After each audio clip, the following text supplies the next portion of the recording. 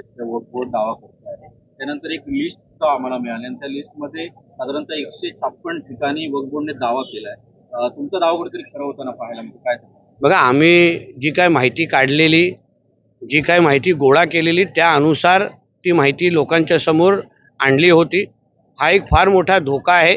वक्फ board सारखा हा जो काही कायदा आहे, काय जो बोर्ड आहे, तो आपल्या देशामध्ये आपल्या देशाला इस्लामिक राष्ट्र बनवण्याच्या दृष्टिकोनातून पाऊल टाकण्यासाठी हे सगळे प्रयत्न हे लोकांचे चालू आहेत. सुदैवाने आज आपल्या देशात आणि राज्यात हिंदुत्ववादी विचाराचं सरकार आहे. हिंदुत्ववादी विचाराचे प्रधानमंत्री आणि मुख्यमंत्री आहेत. तुम्ही विचार करा, अगर महाविकास आघाडीचं सरकार असतं तर आतापर्यंत आपल्या सिंधुदुर्गाचे 50-60% जमिनी किंवा 156 जे आपण ते त्या वक्फ बोर्डला देऊन पण टाकले असते. आज जिल्ह्याचे तिन्ही लोकप्रतिनिधी, जिल्ह्याचे खासदार हे सगळेचे सगळे महायुतीचे आहेत, हिंदुत्ववादी विचाराचे आहेत आणि म्हणूनच लोकांनी ह्याबद्दलच्या जनजागृती करावी. असलेली आपली जमीन जे काय त्या यादीमध्ये आलेली आहे, आता त्या यादीच्या पलीकडे काय हे लोकांनी मस्ती केली आहे काय तेही आम्ही तपासू, पण असलेली जमिनीची बद्दल माहिती घ्यावी. कोण कुठल्या कागदावर तुमची सही घेत आहेत ह्या गोष्टीवर लक्ष घालावं. संबंधित ग्रामपंचायती, संबंधित अधिकारी, ग्रामसभेमध्ये कुठले कुठले ठराव होत आहेत ह्याही बद्दलची माहिती घेतली पाहिजे. तरच ह्या सगळ्या बाबतीचा विचार करायला पाहिजे. कारण का हे मोठं जे षडयंत्र आहे त्या षडयंत्रामध्ये हिंदू समाजाला आपल्या या देशामध्ये कमी कसं करायचं, आकडा कसा कमी करायचा, यावर हे सगळ्या गोष्टी प्रयत्न असल्यामुळे आपण जनता म्हणून, नागरिक म्हणून सिंधुदुर्गच्या जनतेने सतर्क राहिलंच पाहिजे. मी जिल्ह्याच्या जनतेला विश्वास देतो.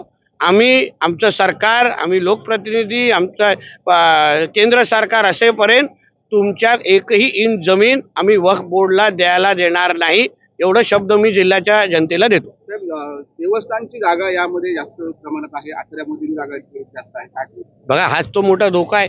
म्हणजे आज आपल्या ज्या देवस्थानाकडे आपण सगळ्या आस्थेने पाहतो, म्हणजे मुंबईपासून ते कोकणापर्यंत देवस्थानाच्या छोट्या मोठ्या सगळ्या पूजेला आपण आवर्जून उपस्थित राहतो.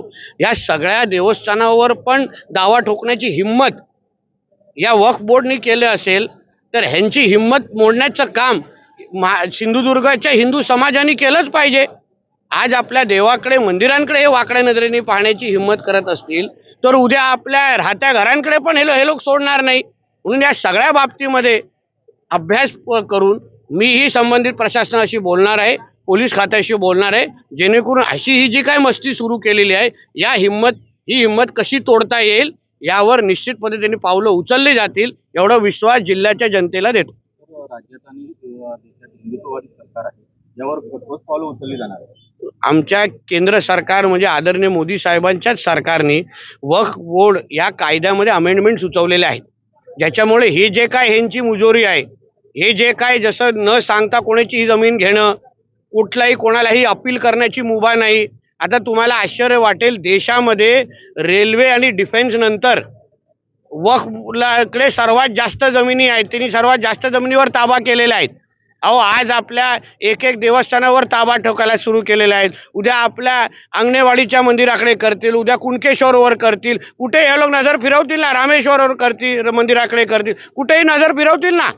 म्हणून अशा पद्धतीचा म्हणून मी सुरुवातीला बोललो, आपलं नशीब चांगलं आहे की आपल्याला हिंदुत्ववादी विचाराचं केंद्र आणि राज्य सरकार असल्यामुळे हे लोक आता जास्त हिंमत करू शकणार नाही. आम्ही जागृत आहोत, आम्ही सतर्क आहोत आणि आम्ही असा कुठलाही इस्लामिक आक्रमण आपल्या देशावर सहन करणार नाही.